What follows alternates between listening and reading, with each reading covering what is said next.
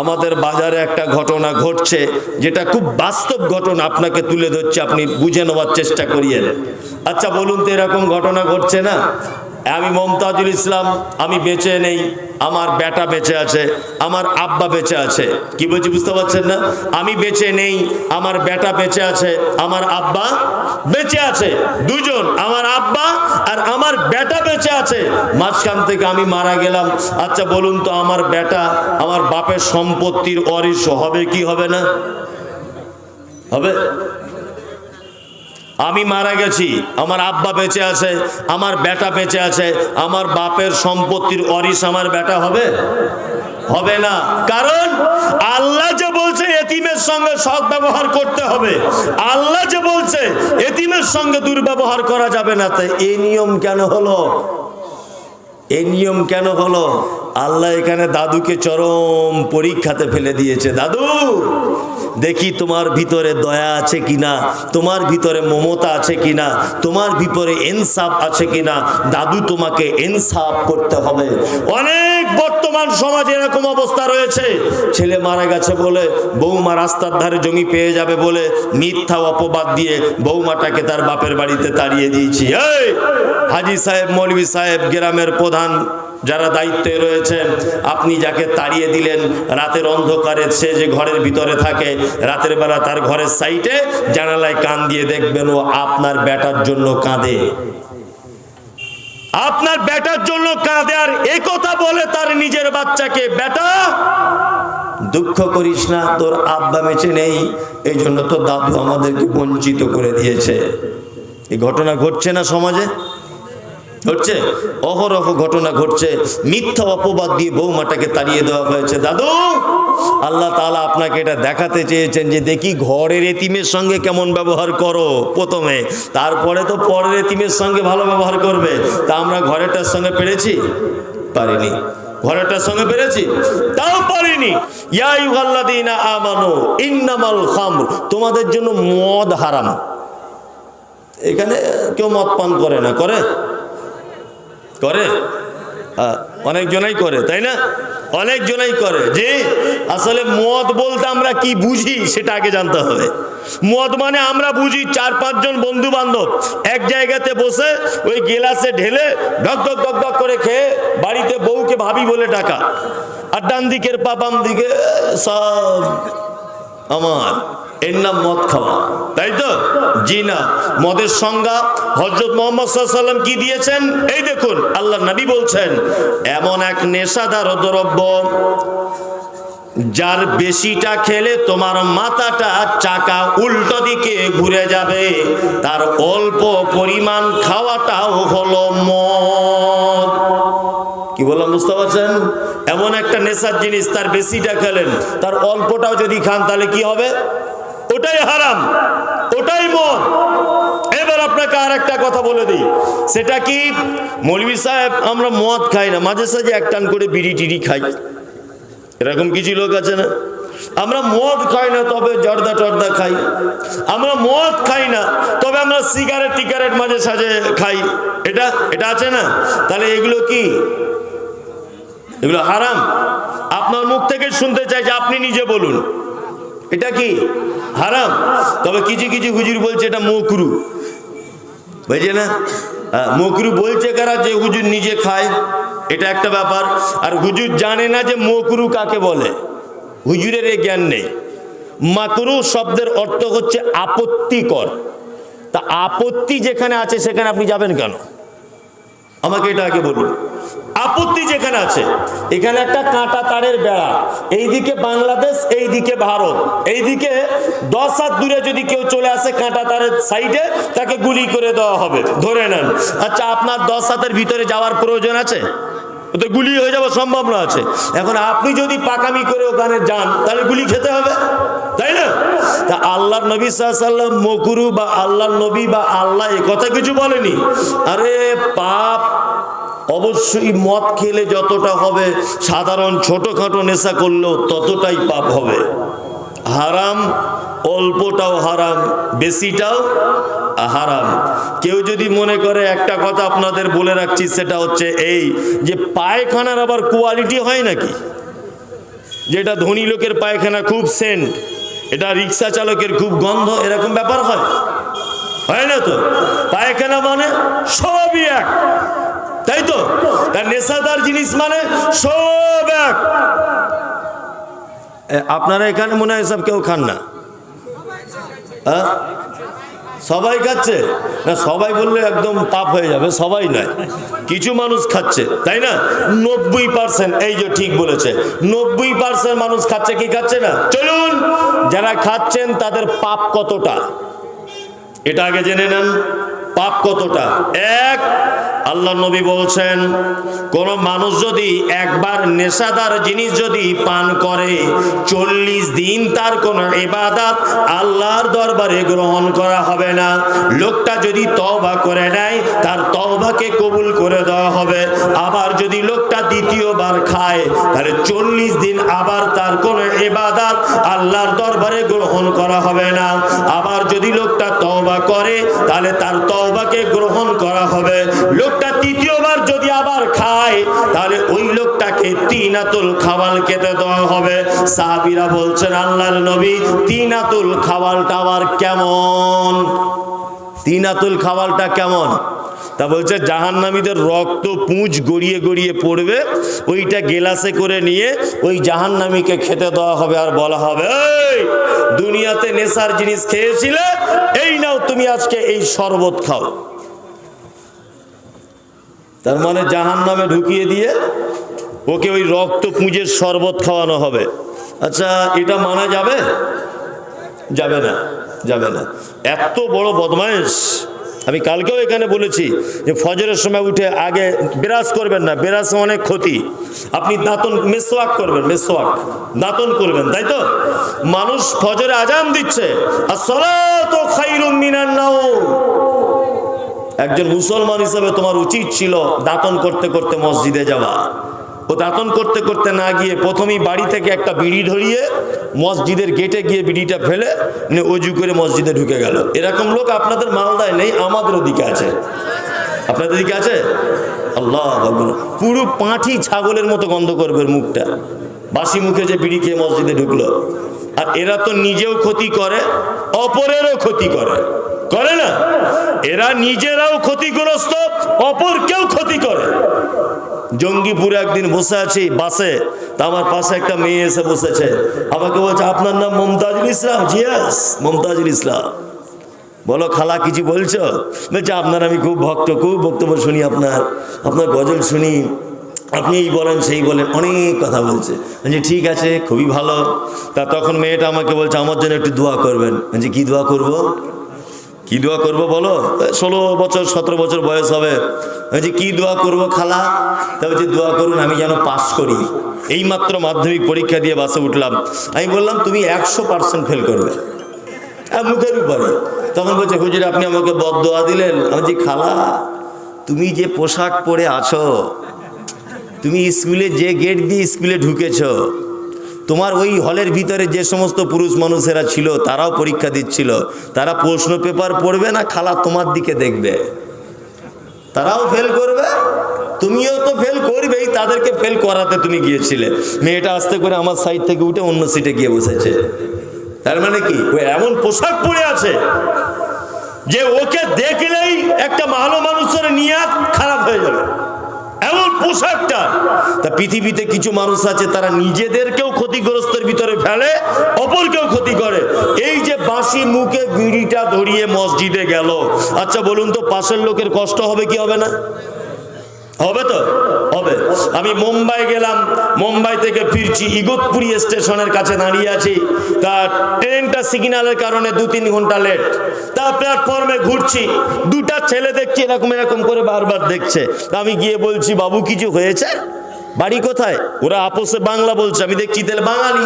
বাড়ি কোথায়? বলছে জি আমাদের বাড়ি মুর্শিদাবাদে। আমি বললাম কি হারিয়েছে বল না, দিব, অসুবিধা নেই, টাকা পয়সা লাগবে? তো বলছে, মৌলী স্যার এমন একটা জিনিস খুঁজছি আমরা, আপনাকে বলা যাবে না। বলছি কি, বল না, লজ্জা করিস না, বল। তখন বলছে, আমরা দুজন বিড়ি খাই তো, বিড়ি শেষ হয়ে গেছে, বিড়ির পাছাটাও যদি স্টেশনে পাওয়া যায় 2 টান মেরে নিতাম।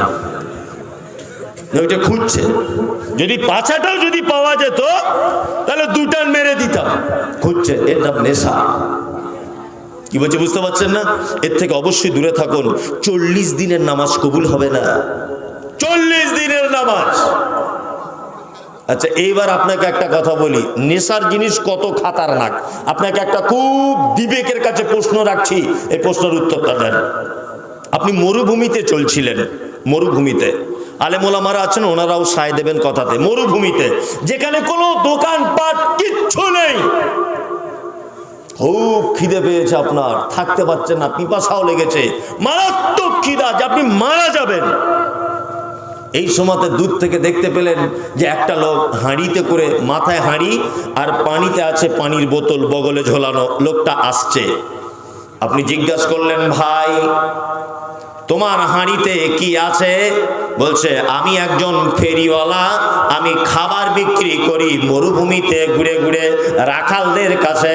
তখন আপনি খুব পিপাসিত, আপনি খুব ক্ষুধার্ত, আপনি বললেন ভাই আমাকে 2 পিস খাবার দাও। তখন ফেরিওয়ালা বলছে আপনার নাম কি বলো? বলছে আমার নাম হলো আব্দুল্লাহ। বলছে ভাই তুমি কি মুসলিম? বলছে আমি শুধু মুসলমান নয়, আমি একজন 5 ওয়াক্ত নামাজি, আমি একজন আল্লাহ বলা লোক। তখন লোকটা ফেরিওয়ালা বলছে ভাই রে তুমি বড় বিপদে আছো, আমি বুঝতে পেরে গেছি তোমার খিদা পেয়েছে, তুমি বুঝতে পেরে গেছি আমি, আমার কাছে পানি আছে তুমি একটু পান করো, কিন্তু আমার হাঁড়িতে যে খাবার আছে এই খাবারটা তোমায় পান করা যাবে না। বলছে কেন? বলছে আমার হাঁড়িতে আছে শূকরের মাংসর গোস্ত রান্না, খাবে? শূকরের গোস্ত রান্না আছে, ওর প্রাণ চলে যাবে না খেলে। আচ্ছা বলুন তো এই অবস্থায় খাওয়া যাবে কি যাবে না? যাবে। ইয়েস, 2-1 পিস যদি সে খায়, খেতে পারে, বেঁচে যাবে। তাহলে শূকরের মাংস কি জায়েজ হয়ে গেল এই জায়গাটায়, তাই তো? এই জায়গাটার জন্য, তাই তো? এবার আপনাকে বলি, আপনি মরুভূমিতে চলছিলেন, খুব পিপাসা লেগেছে, খাবার নাই। একটা লোক হাঁড়িতে করে মদ বিক্রি করছে। আপনি যদি বলেন ভাই 2 বোতল মদ দিয়ে দাও, খাবো, খিদা মিটাবো। আচ্ছা বলুন তো দেখি 2 বোতল মদ যদি একসাথে খেয়ে নেন তাহলে আপনি বেঁচে যাবেন না মারা যাবেন? কোনটা? মারা যাবে। তাহলে শূকরের গোশত খেয়েও বেঁচে থাকা যায়, ওটা নিকৃষ্ট জিনিস, প্রয়োজনে ওটা বৈধ, প্রয়োজনে। কিন্তু এটা মদ এমন এক হারাম, এমন এক নিষিদ্ধ, আপনি চরম ক্ষুধার্ত অবস্থাতেও যদি খেয়ে ফেলেন আপনি মারা যাবেন। কিন্তু ওইদিকে যদি 2 পিস মাংস খান বেঁচে যাবেন কি যাবেন না? যাবেন। তাহলে বলুন তো শূকরের মাংসর থেকেও ডেঞ্জারাস হলো কি হলো না? হলো তো? হলো। আচ্ছা এবার একটা লোক বলুন যে আমি পান বিড়ি সিগারেট খাই, মৌলভী সাহেব আজকে থেকে তওবা করে দিলাম।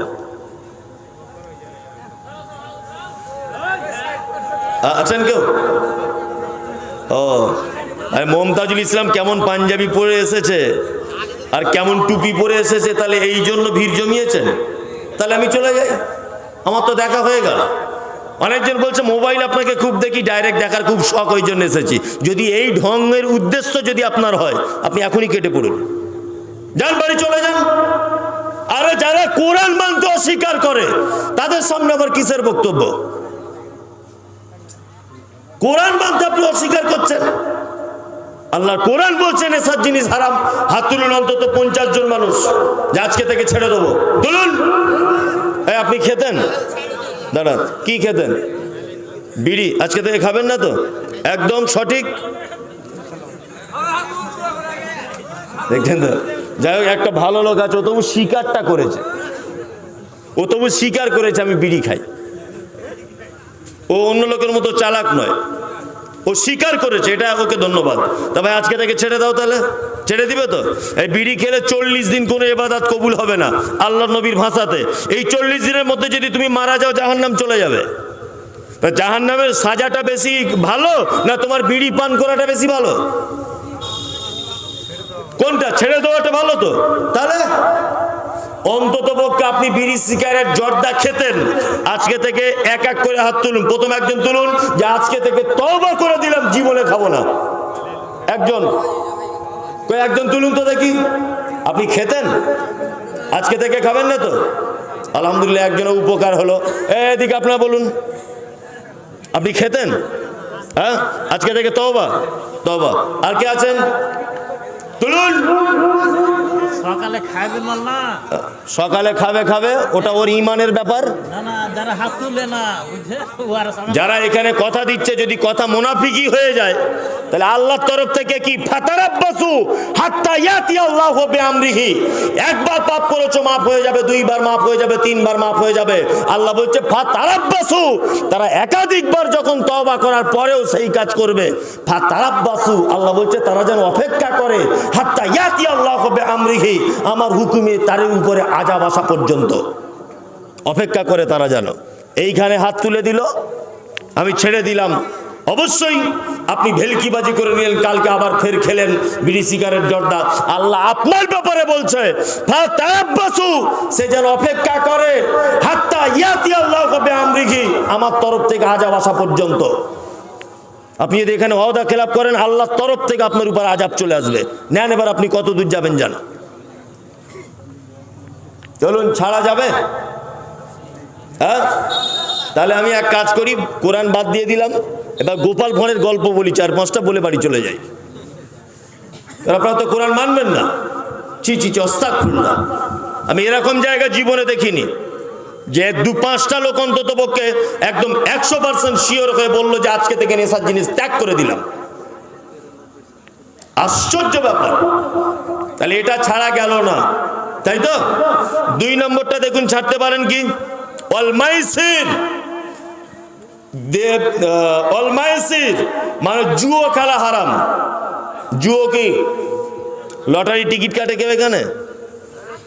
আচ্ছা, টিকিট কাটা লোক, এটা হারাম। হ্যাঁ, ঢেরি বলছে, ঢেরি আছে। ঢেরি মানে অনেক, অনেক আছে। ঢেরি মানে অনেক, যাক এটা আমার জানা ছিল না। ঢেরি আছে মানে অনেক আছে আর কি, অনেক লটারি টিকিট আছে, এটা হারাম। লটারি হারাম কেন? এক শ্রেণীর মানুষকে ধনী করে দেয় আর এক শ্রেণীর মানুষকে গরিব করে দেয়।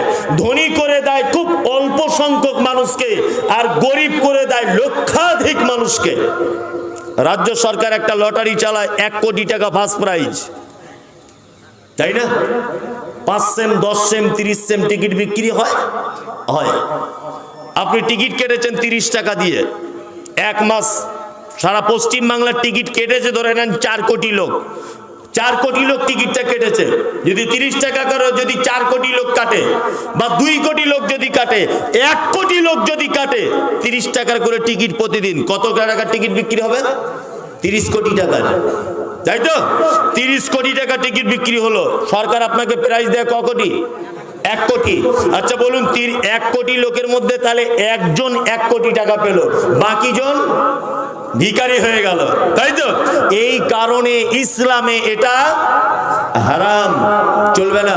সকালবেলাতে একদম ভালো জিন্স প্যান্ট পরে, জুত করে চিরুনি দিয়ে মাথা ছিলে, লটারির দোকানের সামনে এরকম ভাবে দাঁড়িয়ে আছে, বলছে গফুর ভাই 2 সেম 5 সেমের একটা দাও না, ভালো মিডিলটা দেখে দাও, যদি ভাগ্য খুলে যায় খুলবে। এটা হারাম।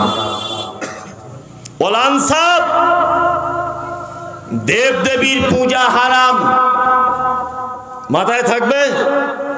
যদি বলেন দেব দেবীর পূজা তো মুসলমান করে না, মুসলমান দেব দেবীর পূজা করে না, হিন্দু ভাইয়েরা পূজা করে। দেব দেবীকে উপরে মাটি দিয়ে তৈরি করে তার কাছে পূজা করে। আর কিছু মুসলমান রয়েছে, মরা মানুষকে কবরের ভিতরে ঢুকিয়ে দিয়ে পুজো করে। করছে কি করছে না? হিন্দু ভাইয়েরা তারা পুজো করে উপরে রেখে, আর নিজেকে মুসলমান বলে দাবি করে সে কি করছে না, মাটির তলাতে ঢুকিয়ে দিয়ে পূজা করছে। কি আশ্চর্য ব্যাপার! শুধু পূজা করছে না, তাদের আকীদা কি দেখুন। আমি সব জায়গাতে কথাগুলো বলছি, আজকে আর বাকি রাখবো না, কথা বলেই দিই, বলেই দিই। হুজুর বক্তব্য রাখতে রাখতে একদিন বলছে, আমি সব প্রমাণ এই বই থেকে আপনাকে দিয়ে দিতে পারি, ওই জন্য বইটা সাথে নিয়ে ঘুরছি। এখন কোথাও মানুষ জিজ্ঞেস করলে বলো তো এই বই পেয়েছি। হুজুর বক্তব্য রাখতে রাখতে একদম বলছে, ও ভাইরা, ও মায়েরা, কান খুলে সুরে রেখে দাও, প্রয়োজনে জামা কাপড় সব খুলে দাও। তো বলছে কি হয়েছে? বলছে হয়েছে কি? বলছে আমাদের মুরিদ যখন মারা যাবে আমাদের পীর সাহেবের এত পাওয়ার, মুরিদকে কবরে ঢুকানোর সাথে সাথে পীর সাহেব কবরের ভিতরে ঢুকে যাবে, গিয়ে কি করবে, ফেরেশতা যে দুটো আসবে মুনকির নাকির তার সওয়াল জবাব করতে, এই ফেরেশতাদের সঙ্গে আমাদের পীর সাহেব মুরিদের পক্ষ হয়ে মোকাবেলা করবে ফেরেশতাদের সাথে। বলছে নারে তাকবীর, আল্লাহু আকবার। আচ্ছা, এটা গাঁজাখুরি গল্প নয়, গাঁজা খাওয়া গল্প না এটা, হ্যাঁ গল্প। কি কত বক্তব্য শুনবেন আপনি। বলছে বাংলাদেশের নোয়াখালীতে, নোয়াখালী নাম শুনেছেন বাংলাদেশের? বলছে নোয়াখালীতে তখন ভারত পাকিস্তান বাংলাদেশ ভাগ হয়নি। তা বলছে নোয়াখালীর একটা ছেলের গলাতে ট্যাংরা মাছ, বুঝেন ট্যাংরা মাছ সোনালী কালারের দেখতে, ছোট ছোট হয়, ওই ট্যাংরা মাছের কাঁটা ফুটে গেছে গলাতে, বুঝলেন। এখন যার কাঁটা ফুটেছে তার বাপ চলে এসেছে ওইখান থেকে ছুটে, বলছে ফুরফুরা শরীফে, হুগলি জেলায়, ভারতের ফুরফুরা হুগলি জেলাতে, মোটামুটি যত কম হোক 200-300 কিলোমিটার তো হবেই ধরে নেন, হ্যাঁ। বলছে এতটা রাস্তা হেঁটে হেঁটে এসেছে, এসে পীর সাহেবকে বলছে বাবা আমার ছেলের গলায় কাঁটা ফুটে গেছে, 3-4 দিন ধরে কাঁটা বার হচ্ছে না, গলা পুরো ফুলে গেছে। বলছে আমাদের বাবার এত পাওয়ার ছিল, এইখানে বসে হাত বাড়িয়ে দিল আর ওই নোয়াখালীর ছেলের গলার থেকে কাঁটা বার করে ফুরফুরাতে নিয়ে চলে এলো। কি আশ্চর্য ব্যাপার, হ্যাঁ। এগুলো কি সম্ভব বলুন? এগুলো সম্ভব? একদমই সম্ভব নয়। কোন মরা মানুষের পূজা করা যাবে না। পৃথিবীর সব থেকে দামি মানুষ হযরত মুহাম্মদ সাল্লাল্লাহু আলাইহি ওয়াসাল্লাম, পূজা যদি করতে হয় মরা মানুষের, এই লোকটার করা যাবে। যদি করতে হয়, এই লোকটা যদি করা না যায়, আল্লাহ নবী সাল্লাল্লাহু আলাইহি ওয়াসাল্লামের সাহাবীদের করা যাবে। মক্কা মদিনাতে 10,000 সাহাবীর কবর রয়েছে, 10,000 সাহাবীর কবরের উপরে চাদর চড়ানো নেই। আল্লাহ নবী মুহাম্মদ সাল্লাল্লাহু আলাইহি ওয়াসাল্লামের কবরে চাদর চড়ানো নেই। 10,000 সাহাবীর ব্যাপারে চল্লিশা করা হয় না, তাদের জন্ম মৃত্যু বার্ষিকী পালন করা হয় না। 10,000 সাহাবীর কবরকে কেন্দ্র করে ঔরস করা হয় না। আর হুজুর তার বাপের আর দাদুর বাড়িতে কবর করে রেখে দিয়ে মৃত্যু জীবিত মানুষদেরকে দিয়ে সেজদা করাচ্ছে আর দোয়া করাচ্ছে কি করাচ্ছে না, হ্যাঁ। এদের একদম চিটিংবাজি, ভাঁওতাবাজি ব্যবসা, একদমই ভাঁওতাবাজি। এদের ব্যবসাটা কেমন আপনাকে একটা গল্প বলে শোনাচ্ছি, খুব মন দিয়ে শুনুন, খুব মন দিয়ে শুনুন। একটা লোক পীর সাহেব, বুঝলেন, তার একটা মুরিদ আছে, মুরিদ মানে তার ভক্ত, প্রচন্ড ভক্ত, তার খাদেম, প্রায় আজকে 10 বছর পীর সাহেবের খিদমত করছে। তা পীর সাহেবের সঙ্গে একটু মনোমালিন্য হয়েছে, তা পীর সাহেব ওকে বলছে যা তুই বাড়ি চলে যা, যা তোকে আমার কাছে রাখবো না, যা চলে যা। তখন ওই লোকটা বলছে বাবা আমাকে যদি তাড়িয়ে দাও তাহলে আমি কি করে খাবো? তা বলছে এক কাজ কর, ওই যে একটা গাধা আছে আমাদের বাড়িতে, ওই গাধাটাকে নিয়ে যা, যা ওই গাধাটাকে নিয়ে বাড়ি গিয়ে চড়াবি, মাল টাল বহাবি আর প্যাসেঞ্জার বহাবি আর খাবি, যা গাধাটাকে নিয়ে যা। নে গাধাটা বাড়ি নিয়ে গেছে, 2-4 বছর চালিয়েছে, গাধাটা একদিন মারা গেছে। এখন এ মনে মনে ভাবছে যে কঠিন ব্যাপার। বলছে কি কঠিন ব্যাপার? বলছে গাধা মারা গেল, এবার খাবো কি করে? এ মনে মনে ভাবছে এক কাজ করা যাক, আমি রাতের বেলা গাধাটাকে কবর দিয়ে দেবো, রাতের বেলা একটা সবুজ চাদর এনে কবরের উপরে চাপিয়ে দেবো, আর ভালো করে একটা নাম দিয়ে দেবো গাধা শাহ রহমতুল্লাহ আলাইহি। কি নাম দিব? গাধা শাহ রহমতুল্লাহ আলাইহি।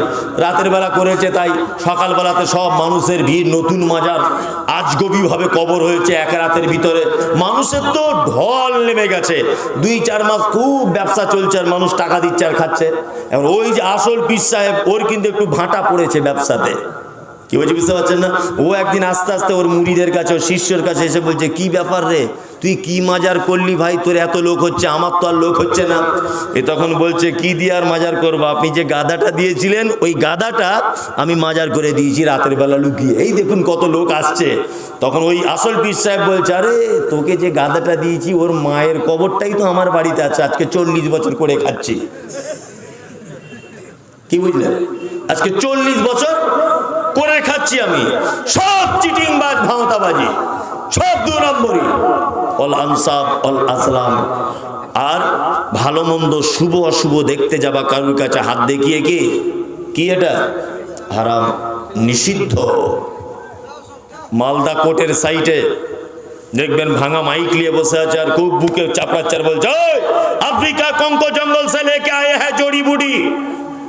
এটা যাতা জায়গা না, আফ্রিকা থেকে এনেছি। বলছে কাজ কি? বলছে আপনার মেয়ে বিয়ে হয়েছে 15 বছর, মা হতে পারেনি, আমার গাছের এত পাওয়ার, এই গাছ বেঁধে দিলে এই 3 মাসের মধ্যে আপনার মেয়ের পেট ভারী হয়ে যাবে। কঠিন ব্যাপার তো। 15 বছর MBBS ডাক্তার বাচ্চা কাচ্চা করে দিতে পারলো না, ওর স্বামী এত চেষ্টা করলো তাও পেটে বাচ্চা এলো না, অথচ কলা গাছের শিকড়ে ওর বইয়ের পেটে নাকি বাচ্চা চলে আসবে। হাত দেখিয়ে বলছে, দেখো না বাবা আমার কি হয়েছে। বলছে লটারি কাটো। বলছে হ্যাঁ লটারি কাটি, 3 মাসের মধ্যে তো দেখি 1 কোটি টাকা সম্ভব না আছে। বলছে কত দিতে হবে? বলছে 500। কর করে 500 নোট বার করে দিল। তা ও যদি ওর 1.5 কোটি টাকার হাত দেখে বলে দিতে বললো, ও হারাম করে কেন ফুটপাতে বসে আছে? ও হারাম করে কেন ফুটপাতে বসে আছে? হ্যাঁ, এটা তো একটা যুক্তি তো ভুল। হ্যাঁ, ও যদি লোকের ভালো মন্দ বলে দিবে তা ওর কপালে কি এইটাই লেখা ছিল? তুমি এরকম চিটিংবাজি করে খাবে? কি আশ্চর্য ব্যাপার। আল্লাহ তাআলা বলছেন রিজসুম মিন আমালি শয়তান, নিশ্চয়ই এই 4টে কাজ শয়তানের কাজ। তাহলে ইনশাআল্লাহ এই 4টে কাজ আমরা করব না? ইনশাআল্লাহ ইনশাআল্লাহ এই 4টে কাজ থেকে দূরে থাকবো ইনশাআল্লাহ। এটা শয়তানের কাজ। আল্লাহ সুবহানাহু ওয়া তাআলা তারপরে বলেন কিতাব ওয়ান নাবিয়্যিন, প্রত্যেকটা নবীদের প্রতি ঈমান রাখতে হবে। নবীদের প্রতি কি রাখতে হবে? ঈমান রাখতে হবে। মাঝখানে আর একটা কথা বলে দিই, আচ্ছা কোরআনে সব জায়গাতে এই জায়গাটা বিশেষ করে আল্লাহ তাআলা বলছেন নবিয়্যিন, নবীদের প্রতি ঈমান রাখতে হবে। তাহলে রাসূল কারা, নবী কারা জানা আছে? কারা রাসূল আর কারা নবী? আচ্ছা ইয়েস, রাসূল হতে গেলে নবী হতেই হবে, তবে রাসূল হবে, তাছাড়া নয়। কোন রাসূল বিনা নবীতে রাসূল হতে পারবে না। পারবে? পারবে না। MA পাস ছেলেকে যদি বলা হয় তুমি মাধ্যমিক পরীক্ষা দিয়েছো ভাই, আচ্ছা বলুন তো এই প্রশ্নটা বোকার প্রশ্ন কি প্রশ্ন নয়? মাধ্যমিক পরীক্ষা না দিয়ে কেউ MA পরীক্ষা দিতে পারে? পারবে? পারবে না। তা নবী না হয়ে কোনোদিন রাসূল হওয়া যায় না।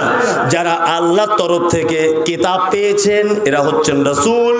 আর আল্লাহ ওই জন্য অত্র আয়াতে বলছেন নবিয়্যিনা, প্রত্যেক নবীকে বিশ্বাস করে নিতে হবে এবং তাদের উপরে কি করতে হবে?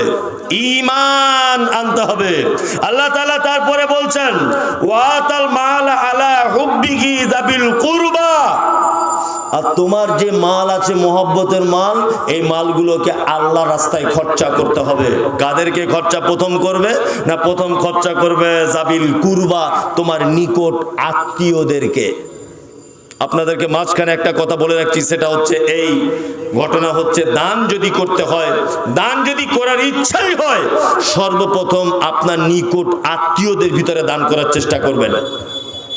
একদম যারা আপন, মামাতো ভাই, ফুফুতো ভাই, মামা, খালা, ফুফু, এরা যদি একেবারে দুর্বল হয়, দান করার ইচ্ছা হলে আল্লাহ নিজে বলছেন ওয়াতাল মাল আলা হুব্বিহি, তোমার মোহব্বতের মাল যাবিল কুরবা। তারপরে বলছেন আল ইয়াতামা, যদি দান করার ইচ্ছা হয় তাহলে এতিমদেরকে দাও। এতিম মানে যার আব্বা মারা গেছে, মা বেঁচে আছে, এতিম। কারো যদি মা মারা যায়, আব্বা বেঁচে আছে, ও এতিম নয়। এতিম থাকবে কতদিন? এতিম থাকবে ধরে নেন মিনিমাম 13 বছর পর্যন্ত। এক কথাতে আপনি এটা বুঝে নেন, একটা ছেলে এবং একটা মেয়ে বালেগ বা বালেগা হয়ে যাবে, ততদিন পর্যন্ত সে এতিম থাকবে। এতিমদের ব্যাপারে আমাদের নবী মুহাম্মদ সাল্লাল্লাহু আলাইহি ওয়াসাল্লাম তিনি বলেছেন, আমি আর এতিমের দেখাশুনোকারী, তর্জনী আর মধ্যমা আঙুল এরকম ফাঁক করে দিয়ে নবীজি তিনি বলছেন এতটা ডিস্টেন্সে দেখা হবে। অনেক মানুষ আছে না, তাদের মনে হাসি নেই। অনেক মানুষ আছে দেখবেন তারা অটোমেটিক রেগে বোম হয়ে থাকে, থাকে না, তাদের মনে দয়া হয় না। এইরকম একটা লোক আল্লাহ নবীকে গিয়ে বলছেন, আল্লাহর নবী আমার মনে যেন দয়া হয় না। বিশ্ব নবী তিনি বললেন, পাড়ায় কোনো এতিম যদি থাকে তুমি তার মাথাতে হাত বুলিয়ে দাও, আল্লাহ তোমার মনটাকে নরম করে দিবে।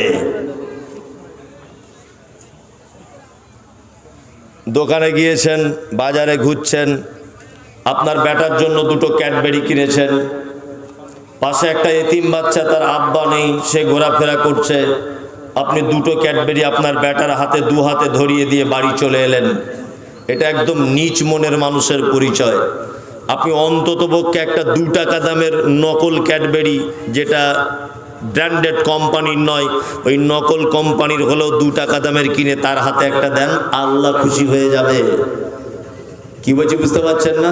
আল্লাহ খুশি হয়ে যাবে। আপনাকে যে কথা বলছি সেটা হচ্ছে এই, শুধু নামাজ পড়ে শুধু রোজা রেখে জান্নাতে যাওয়া যাবে না, আনুষঙ্গিক আরো অনেক কাজ করতে হবে।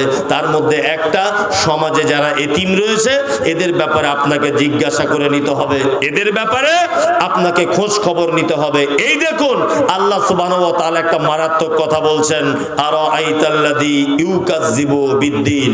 ওরা কিয়ামতের দিবসকেও বিশ্বাস করে না, ওরা আল্লাহকেও বিশ্বাস করে না। কারা তারা? ফাযালিকাল্লাযী ইয়াদউল ইয়াতীম। যারা এতিমের সঙ্গে অসৎ ব্যবহার করে, কখনোই ভুল করে এতিমদের সঙ্গে অসৎ ব্যবহার করতে যাবেন না। আমাদের বাজারে একটা ঘটনা ঘটছে, যেটা খুব বাস্তব ঘটনা, আপনাকে তুলে ধরছে, আপনি বুঝে নেওয়ার চেষ্টা করিয়েন। আচ্ছা বলুন তো, এরকম ঘটনা ঘটছে না? আমি মমতাজুল ইসলাম, আমি বেঁচে নেই, আমার বেটা বেঁচে আছে, আমার আব্বা বেঁচে আছে। কি বলছি বুঝতে পারছেন না? আমি বেঁচে নেই, আমার বেটা বেঁচে আছে, আমার আব্বা বেঁচে আছে, দুজন, আমার আব্বা আর আমার বেটা বেঁচে আছে। মাঝখান থেকে আমি মারা গেলাম। আচ্ছা বলুন তো, আমার বেটা আমার বাপের সম্পত্তির ওয়ারিশ হবে কি হবে না? হবে? আমি মারা গেছি, আমার আব্বা বেঁচে আছে, আমার বেটা বেঁচে আছে, আমার বাপের সম্পত্তির ওয়ারিশ আমার বেটা হবে? হবে না। কারণ আল্লাহ যে বলছে এতিমের সঙ্গে সৎ ব্যবহার করতে হবে, আল্লাহ যে বলছে এতিমের সঙ্গে দুর্ব্যবহার করা যাবে না, তাই এই নিয়ম কেন হলো? এই নিয়ম কেন হলো?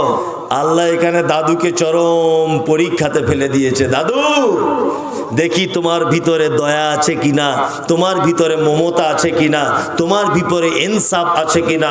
দাদু, তোমাকে ইনসাফ করতে হবে।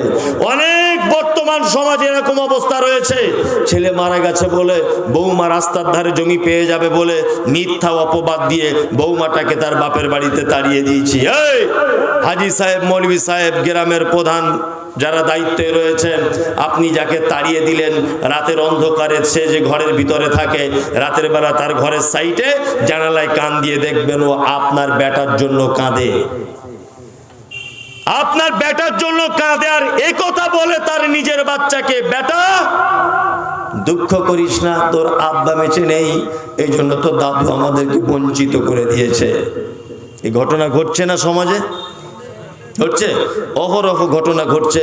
মিথ্যা অপবাদ দিয়ে বৌমাটাকে তাড়িয়ে দেওয়া হয়েছে। দাদু, আল্লাহ তাআলা আপনাকে এটা দেখাতে চেয়েছেন যে দেখি ঘরের এতিমের সঙ্গে কেমন ব্যবহার করো প্রথমে, তারপরে তো পরের এতিমের সঙ্গে ভালো ব্যবহার করবে। তা আমরা ঘরেরটার সঙ্গে পেরেছি? পারিনি। ঘরেরটার সঙ্গে পেরেছি? তাও পারিনি। আল্লাহ তাআলা বলছেন এতিমদেরকে কিছু করে দাও। অবশ্যই তোমাদেরকে যে মাল দেওয়া হয়েছে এই মাল থেকে অবশ্যই এতিমদেরকে কিছু করে দাও, ওদেরকে তোমরা ছেড়ে দিও না। তারপর আল্লাহ তাআলা বলছেন ওয়াল মাসাকিন, তোমরা তোমাদের মহব্বতের মাল মিসকিনদেরকে দাও। মিসকিন কাকে বলে? ফকির কাকে বলে? ফকির মানে হচ্ছে যার কাছে কিছু আছে তারপরেও অপরের মুখাপেক্ষী, এ হচ্ছে ফকির। আমি মমতাজুল ইসলাম রিক্সা চালাই, আমার বেটার হঠাৎ করে হার্টের অপারেশন হবে, আমার নগদ টাকা আছে 30,000, ডাক্তার বলেছে খরচা হবে 3 লাখ টাকা। আচ্ছা বলুন তো, আমার আছে 30,000 টাকা, আমি যদি 3 লাখ টাকা ডাক্তার বলে খরচা হবে, আমার পক্ষে টাকা সম্ভব? সম্ভব নয়। তাহলে আমি হলাম ফকির, অপরের কাছে চাইতে হবে। মিসকিন, যার থাকার ঘর নেই, যার বাড়ি নেই, যার বাগান নেই, যার পুকুর নেই, যার কিচ্ছু নেই, এ হচ্ছে মিসকিন।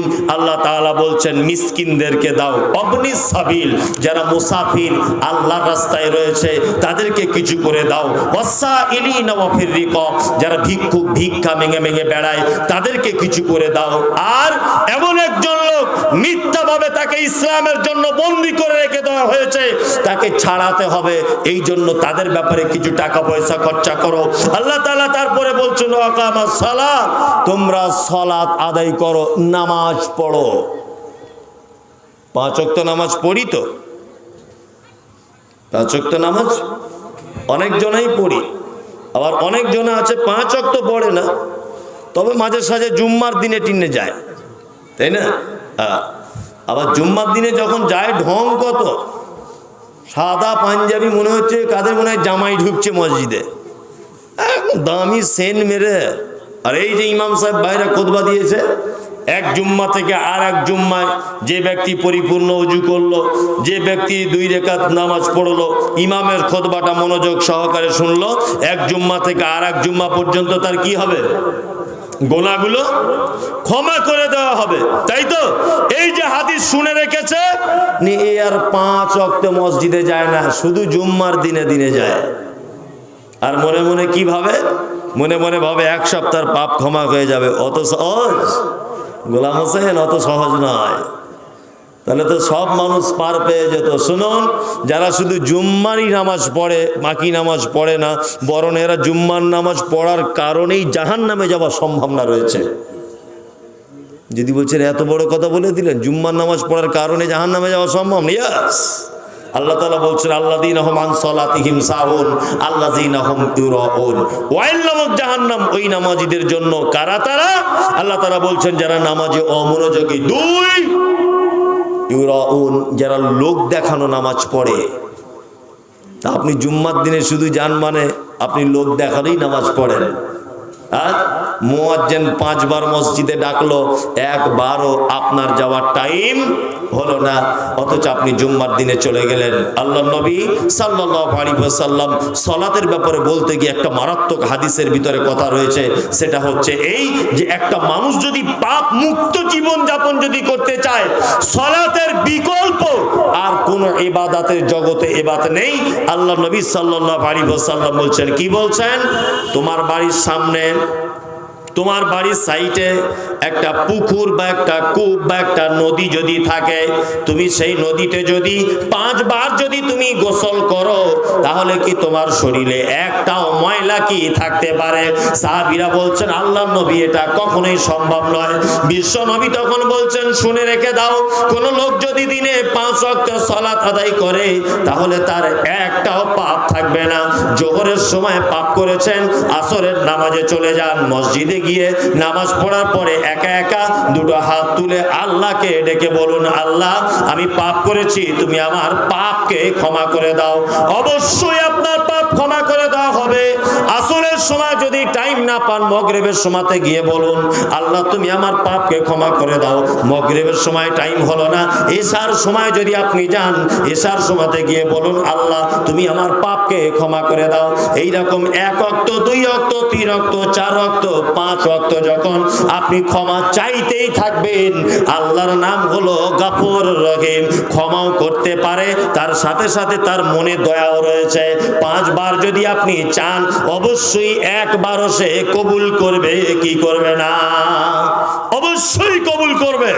ওয়া আকামাস সালাত, মুত্তাকি যদি হতে চাও, তুমি সালাত আদায় করো। ওয়া আতাজ যাকাত, যাকাত দিয়ে দাও। যাকাত আমরা দিই না। যত মানুষ আমরা যাকাত দেই, তার থেকে বেশি মানুষ আমরা যাকাত খাই, বুঝলেন না? এই যে বৃষ্টি অনাবৃষ্টি, এবারে চাষের সময় বৃষ্টি হয়েছে? হয়নি। কেন হয়নি? কেন বৃষ্টি হবেই বা কেন? বৃষ্টি হবে কেন? ধানগুলো যখন হচ্ছে, ঝেড়ে নিয়ে টুক করে বিক্রি করে দিয়ে আসছেন বাজারে। কার পানিতে হলো এটা একবার চিন্তা ভাবনা করেছিলেন যে কার পানিতে এতগুলো ধান হয়েছে? 2 বস্তা না হোক 10 কেজি ধান মাদ্রাসায় গিয়ে ফেলে দিয়ে আসি বালাপাতর ফুরকানিয়াতে, এটা মাথায় থাকে? ওরে বাবা, ধান হয়েছে মানে বগল বাজাতে বাজাতে বাজারে গিয়ে বিক্রি করে দিল। ওসর দেন নাই, যাকাত নাই, সাদকা নাই, সাধারণ দান সেটাও নাই। কি করে আকাশ থেকে বৃষ্টি আসবে? তারও তো একটা ধৈর্য সহ্য সীমা আছে, আছে না নেই? আছে তো। দেখবেন আস্তে আস্তে আস্তে আস্তে করে এগুলো ঠিক আযাবে পরিণত হয়ে যাবে, এছাড়া আর কিছু নয়। আল্লাহ সুবহানাহু ওয়া তাআলা বলছেন, ওয়াল মুফুনা বিআহাদিহিম ইযা আহাদ,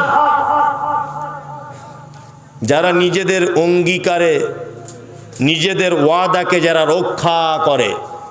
কালকে প্রোগ্রাম করছিলাম এক জায়গাতে, ওখানে একটা প্রশ্ন করা হয়েছিল যে মসজিদে জমি দান করেছে, ওয়াদা করেছে, তারপরেও সে জমি দিতে চায় না।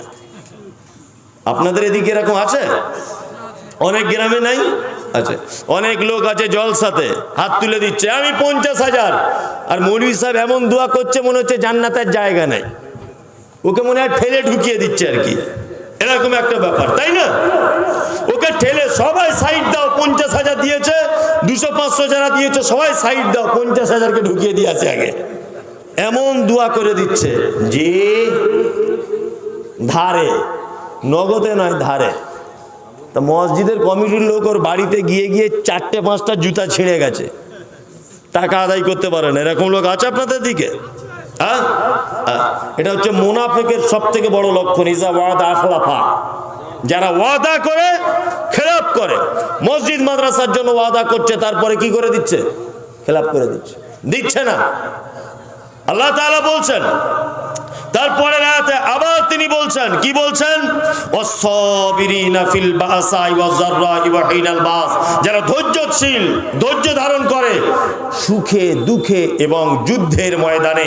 আল্লাহ তাআলা বলছেন, কি বলছেন? উলাইকাল্লাযিনা সাদাকু, এরা হচ্ছে আসল সত্যবাদী, ওয়া উলাইকা হুমুল মুত্তাকুন, আর এরাই হচ্ছে মুত্তাকি। এটা মসজিদের উন্নতি কল্পে জলসা, তাই তো? মসজিদের উন্নতি কল্পে জলসা। আর 2 মিনিটও লোক থাকবে না, আর টাইম আমার 2 মিনিট, এই একটি লোক আর থাকবে না। দেন টাকাটা দেন, কি বলছিলেন? জি, কি বলছেন? দেন না, দেন 1000 টাকা একজন দিলেন, 1000 টাকা মসজিদের জন্য একজন দিয়েছেন। ওয়াতাজ যাকাত, দান করুন। মসজিদ এটা আল্লাহর ঘর, তাই তো? মসজিদের আদায় হচ্ছে তো নাকি? তা আপনারা যারা আছেন, আপনারা কিছু করে দেন, আল্লাহর হস্তে দেন। যে আরে মুসাফিরের দোয়া কবুল হয়, মুসাফিরের দোয়া যদি নিতে চান তাহলে দেন। জি, আমি বলেছি 2 মিনিট টাইম, এখন 1 মিনিটও হয়নি, যান। আলহামদুলিল্লাহ। মানে টাকা চাইলে যে এত মানে অ্যালার্জি আছে, আরে অ্যালার্জি নয়, প্রত্যেক গ্রামে জলসা হচ্ছে আর আদায় হচ্ছে, মানুষ বা কত দিবে, এটাও একটা ব্যাপার আছে। সব জায়গা থেকে আসছে না, আসছে। আর একজন ভাই দিয়েছেন 1000 টাকা, ও আগে 2000 টাকা দিয়েছেন, আবার একজন দিয়েছেন 50 টাকা, আবার একজন 1000 টাকা। আল্লাহু আকবার। আর কেউ আছেন ভাই? দেন 1000, 500, 250, যার কাছে যা আছে তাই দেন। শুকরিয়া।